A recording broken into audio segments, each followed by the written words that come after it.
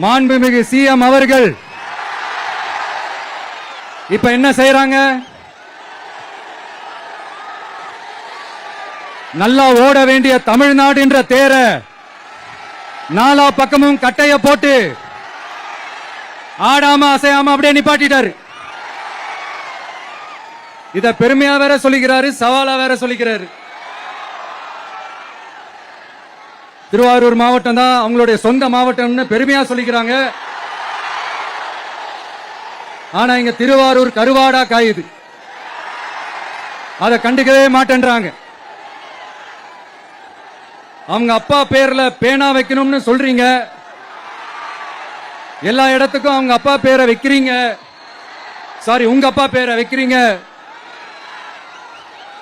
ஆனா உங்க அப்பா பிறந்த இந்த திருவாரூர் மாவட்டத்தில் ஒரு அடிப்படை சாலை வசதி கூட சரியா இல்லையா சார்? நாகப்பட்டினம் மாதிரியே திருவாரூர்லயும் அதிகமா குடிசை பகுதிகள் இருக்கிற ஊர் இந்த திருவாரூர் ஊர் தான்.